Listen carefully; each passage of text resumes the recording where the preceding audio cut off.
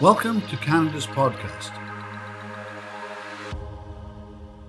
Hi, this is Cynthia Lockery, and welcome to Canada's podcast, where we talk to entrepreneurs who are making it happen right here in BC. Today, I'm joined by Kerri Isham. Kerri is a knowledgeable, experienced, and passionate educator, coach, and facilitator dedicated to excellence and committed to the empowerment of people of all ages.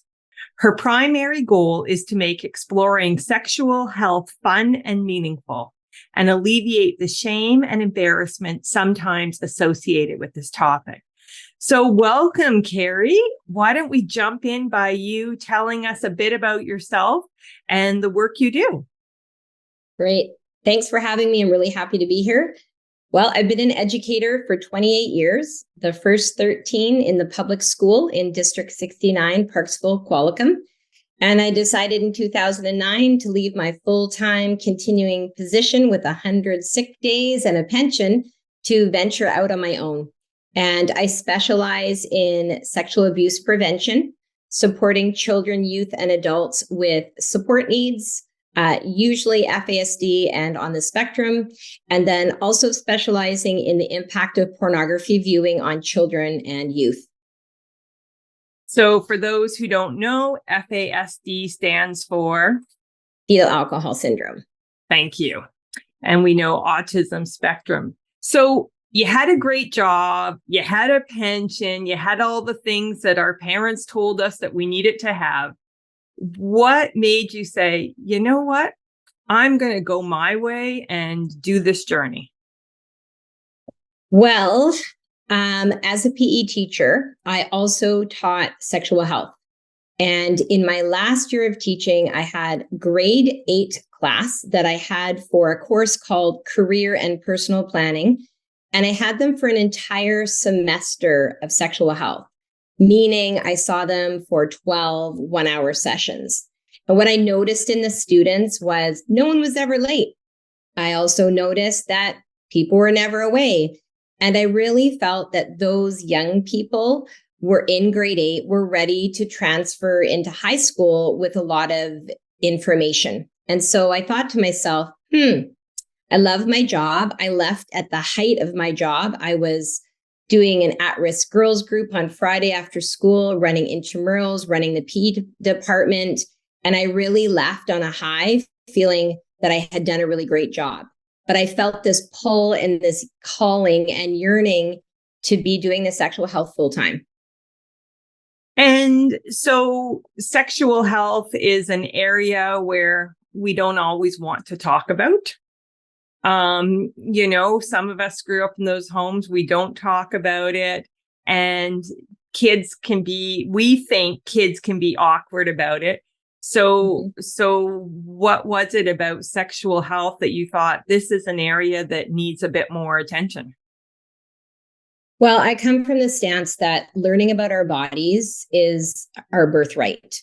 And it's a human right to be able to have information to make informed decisions. And so before people are deciding to share their body, or if they decide to share their body, I want them to have all of the information that they need to make the healthiest choice for themselves. In the absence of sexual health education, we get sexual exploitation, we get rampant sexual abuse, we get people that are not able to enjoy their own bodies with themselves or with a partner.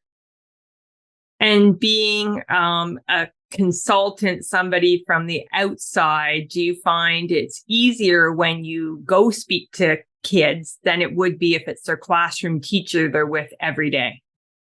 Well, what the kids tell me is there are lots of teachers that feel really comfortable. I've done a lot of teacher training, people that feel confident covering the material. But there's also lots of people that don't. And it's not optional curriculum. It's mandated in the physical and health education curriculum from K to 10. That's probably been one of my biggest barriers, is to get that information out to parents, because you cannot advocate for something that you don't even know exists. Mm-hmm.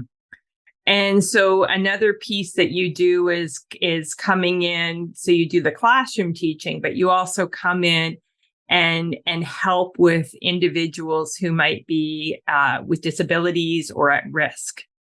Yeah. Yeah, I mean, sometimes I do private clients in my home, sometimes on Zoom, sometimes I go to schools. It really just depends. It's ideal for families sometimes for me to go during school time, because then after school doesn't have to be about, the learning. It can be about playing and doing kid things. But people can access me in a variety of ways through autism funding, Ministry of Child and Family Development, Kwame Lalem. I now have clients all over Canada after COVID.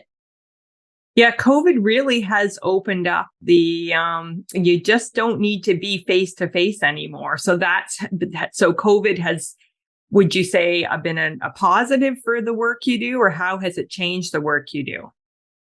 Well, it was pretty shocking because I hadn't really done Zoom before, but it has now allowed me to access an international audience. And so when I always get a kick out of finding out where people are registering from. It allows people to have access in smaller communities, people that wouldn't necessarily ever be able to take classes with me in person. So it's really beneficial for me and the clients, but I still really do prefer in person if I can. Yeah, there's just something about that. Is there one piece of knowledge or information about the work that you do that you think would be of interest to our listeners today? Well, I think sexual health education is for everybody, right? The information I share is sort of from grade or age 2 and up. And I always hear the parents when we're doing puberty classes, they're always saying, oh, I wish I had this when I was younger. Or when I do the period talk workshop, when I got my period for the first time, I felt so much shame and embarrassment because nobody told me about it. I've done workshops for seniors. I've done workshops for prostate survivors. I've done workshops for just about any age level. And I can pretty much cater any type of workshop, with some lead time to do the research. So what are you most proud of in terms of the work that you do? I think my perseverance. I mean, I always joke around. I've written 3 books by myself and then co-authored a 4th book. And I really could write sort of a memoir of all of the challenges that I've had to get this information out. One would think that everybody would want kids to be educated and everybody would see this information as important. But I'm proud that I'm still doing this work after 28 years of teaching, because I taught this my first year of teaching when nobody else was teaching it because it was part of the curriculum, and I'm a checklist type person, and it told me I had to do the reproductive system, and I did it on a what were those, overhead projector. Yes. So yeah, I'm proud of my perseverance, and that despite the number of challenges that I've had, I keep reminding myself to pull up my big girl panties and move on, because I have a mission here. So how do you deal with those challenges that you get? I talk to other entrepreneurs and I say fear and doubt, but yours isn't really your fear and doubt. You're pretty confident. So how do you deal with those challenges that come at you? Well, I think knowing myself and knowing that, I am a child safety champion. When you know your calling and why you were placed on the earth, it sounds kind of silly, but I couldn't imagine myself doing anything else. And so when people say to me, well, what would you do if you weren't doing this? And I really can't imagine that, because anything where I can feel connected to people, where I can advocate for marginalized populations, anywhere that I can share my passions, I want to be there. So, I know who I am. I know that I don't have to, take people's critiques of me personally or seriously, because what people think of me is none of my business. And I'm 52 now, and turning 50, this is my best decade so far around self-esteem and body image and knowing my worth. And it feels really great. Yeah, that is such a milestone birthday that we both reached. That really is that turning point. So let's look at successes. Let's talk about success, because you've had some successes. How do you celebrate success? How do you, really embrace that? Well, I'm pretty public about my successes on social media. I've won a couple of awards. I won an award with Options for Sexual Health in 2015 as Educator of the Year. I was nominated and won an award in Nanaimo for the health and wellness category, which is a really big deal for a two-person business. It's just three now. I have another educator with me, but most of the work is done by my husband and I. He's my business manager. I guess, in terms of successes, my success right now is really monitored by how well I'm feeling. Mm-hmm. So my self-care and how I'm looking after myself really defines my success, because this is a very challenging field. There's, since COVID, there's, quite a bit of disgruntled people, people that would like to shut people like me down. Mm-hmm. And I like how you say the success is about how you feel, because I think some people younger in their journey, success is about how much is in the bank account. Whereas we get further along in our journey, we realize that's not the only measure. Yeah, for sure. Don't get me wrong, need to make a living, but my personal happiness overrides the monetary gain. I need to be joyful, excited, passionate about what I'm doing, or I actually don't want to do it. That's just such great advice. Now, let's talk about advice that you'd give to entrepreneurs. First of all, if somebody was like, you know what, I'm thinking of being an entrepreneur, whatever it is, selling widgets or being a consultant, what advice would you give somebody who's just looking at making the leap that you made many years ago? Well, I think the first thing that I would recommend is reaching out to other people in the field. I get requests probably once every 2 weeks from people that want to be a sexual health educator. They want to ask me questions and see what niches are available to them. I think also to understand that the first few years of business are all consuming, because unless you are blessed with copious amounts of money, you do have to pay people to help you build a website. And, there's so many moving parts. And unless you can do all of that yourself, it can be quite expensive. And I think the third advice, which I wish someone had told me, is to maybe specialize a little bit more from the beginning. So if I wanted to be really well-known, say nationally or internationally, I would have had to pick one area of passion, put all my time and energy into that, because I took the other route. I did so many different things in response to the needs of the community. I did a lot of work around gender and sexual orientation and transitioning children and youth, when they were transgender, and then stopped doing that when somebody else came forward with that passion. And now we have Trans Care BC.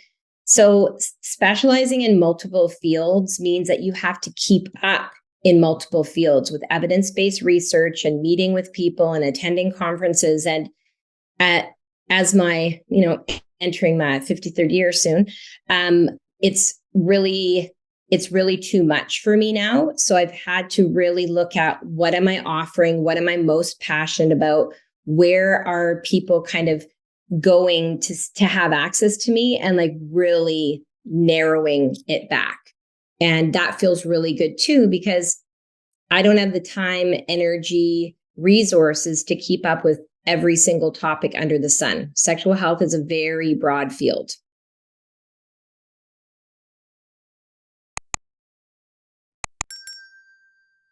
I think that's great advice, because it really is, we have to be on top of our game. And when your game's very wide, that's a lot to keep on top of. And, you want to bring the best to the table. So if you were to have you're based in Nanaimo, so a medium-sized city, what advice would you give to somebody who's looking to create connections in the community, wherever their community is in BC, especially in a post-COVID world? Mm-hmm.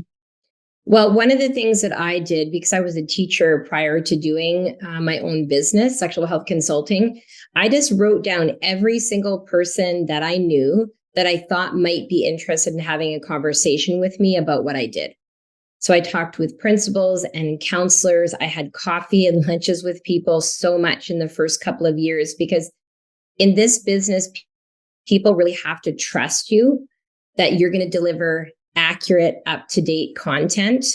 And, they really do like people to avoid the controversial topics, even though I still do them and will always do the controversial topics, because that's where the learning and that's where the growing is for people. Yeah, I guess I think that's great advice. So let's talk about being based in BC. So what are some of the benefits of running your business out of BC? Well, I've done a lot of outside workshops, so that's one thing. I sometimes do workshops in people's backyards. I did a workshop one time in Ladysmith on a trampoline with a bunch of kids where there were sheep roaming around. That was probably one of my highlights. And the kids had their snacks and we just talked about it. I feel like BC is very progressive. We already have a sexual health curriculum here. We're not fighting to have one, and it is upheld and respected. And so for me, being in British Columbia allows me the freedom to be, a support person for teachers, because I do believe in the curriculum that we have and support it.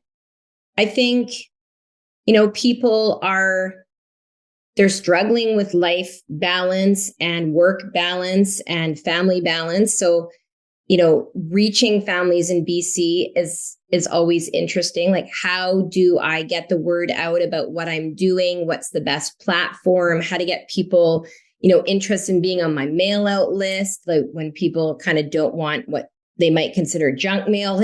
So, it's just a beautiful place to live. And for me, for my personal well-being, I can have one or two clients in the morning, and then in the afternoon, I'm on my paddleboard at one of our many lakes. And between my paddleboard and my e-bike, those are definitely two things that have kept me really grounded in a pretty tumultuous time. Like, it's this last year, 2 years, 3 years, I don't know, I lost count. It's been pretty challenging for entrepreneurs. Absolutely. And what are some of the challenges of being located in BC? Because you don't just service clients in BC, you service clients from outside the province. Well, I guess my focus was to be the most well-known sexual health educator on Vancouver Island. That was my first goal. And I think people know what I'm offering. I think a challenge living in a small town is saturation, right? I've been in many of the elementary schools for many years. I haven't been in the schools for several years now, but I think maybe people think, well, my child already had Kerri Isham, so she doesn't need more, my son or daughter doesn't really need more sexual health. But people need to understand that just like math is grade 1, to 12, or kindergarten to grade 12, sexual health education scaffolds and builds on itself. So I guess I would want people to understand that, supporting people like me is really important, because if you don't, and there are not people that come into the field, then our kids may be less likely to have this information. That's an excellent point. So where do you see your business in 5 years now that we've kind of come out of this hump and things are changing? Yeah, I guess, well, I'm doing a dream job in August, so I'll tell you about that. So I am doing a full day training at a place called Providence Farm, training all of the educators, all of the staff there about how to support their clients with healthy relationships, with public displays of affection, why it's important for them to have sexual health education. And for me, I want to be doing more of that. I want to be doing more trainings. I want to travel doing my trainings. I'm going to Haida Gwaii at the end of October, which I'm super excited about. I'm going to Whistler to do a conference. And so people are starting to know about me. We're reaching out to try to get into different conferences and stuff like that. But I think my main goal is, how can I reach the most people with the time that I have left doing this job? Because I'm not sure, I don't have a retirement date yet. I have no idea what that looks like, but I'm starting to contemplate the idea of, like, what would that look like? And am I going to have a successor? Is my business just going to fall off the planet? Like, how do I keep this information coming for families? I think that's great.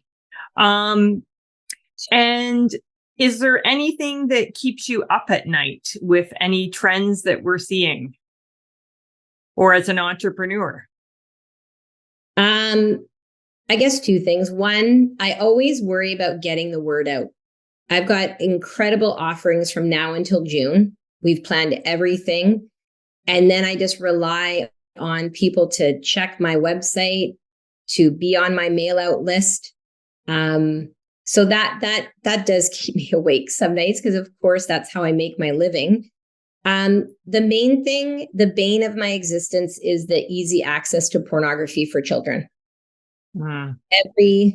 Every single client that I have who's acted out sexually, who's done something to break the law, it all goes back to pornography. It contributes to child-on-child sexual harm in families, which is the most common form of sexual harm, but the most underreported and not talked about.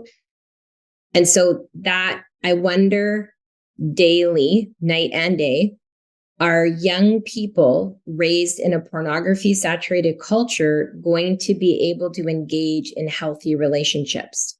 Mm-hmm. So that plagues me a lot. Well, let's end on something a positive. So how do you keep that work-life balance? You know, you've talked about your paddleboarding, which, you know, we are blessed that we live in a beautiful place that you can paddleboard most months of the year. What else do you do to kind of keep yourself on track? Well, I have a really good medical support team. I have a physiotherapist I saw yesterday. I see a chiropractor once a month. I had a counseling session yesterday just to keep on top of things. One thing that I would highly recommend, that I was only willing to do this coming September, is I'm slotting in my time and what's important to me before work time. So Monday nights, I'm doing yoga.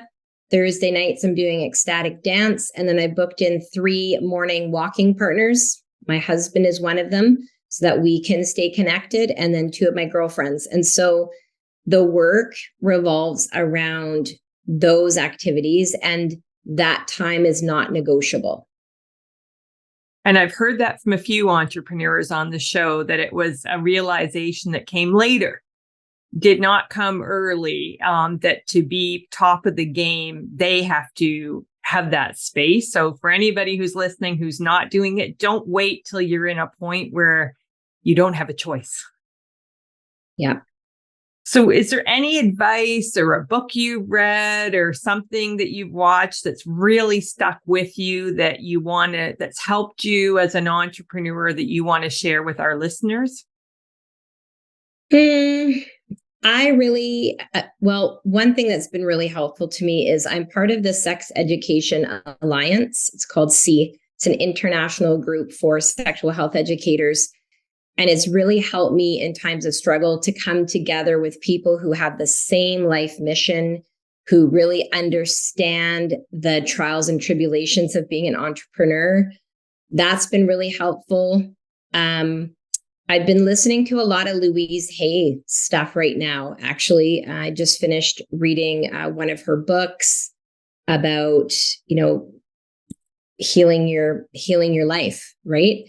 And so that's been really effective for me.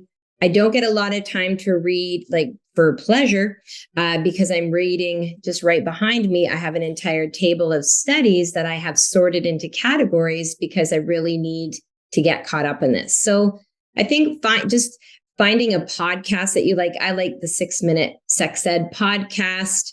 Like I like, what is that one? Oh, I think it's called Embarrassed to Ask. So there's a few podcasts that I listen to, and, usually sexual health related.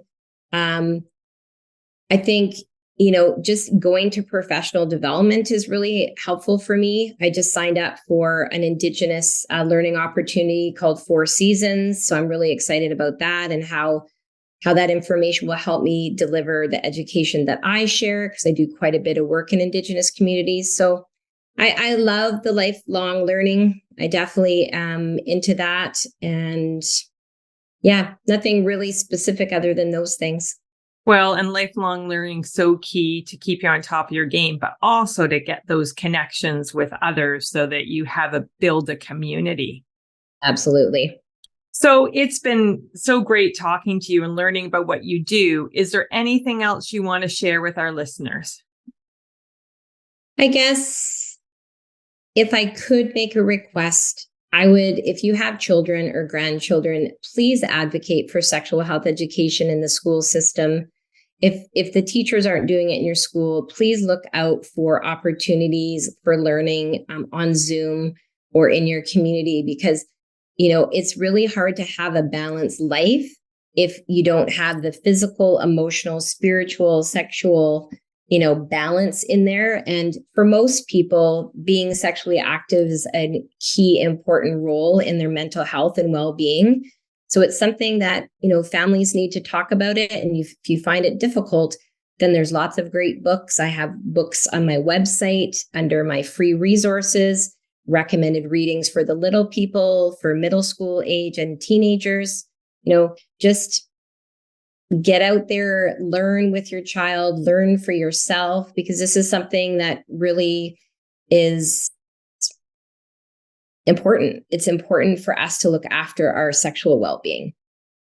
Well, this is great. And it's an important conversation to have. And I love that your entrepreneurial journey has taken you on this to help others. So thank you. Thanks so much, Cynthia.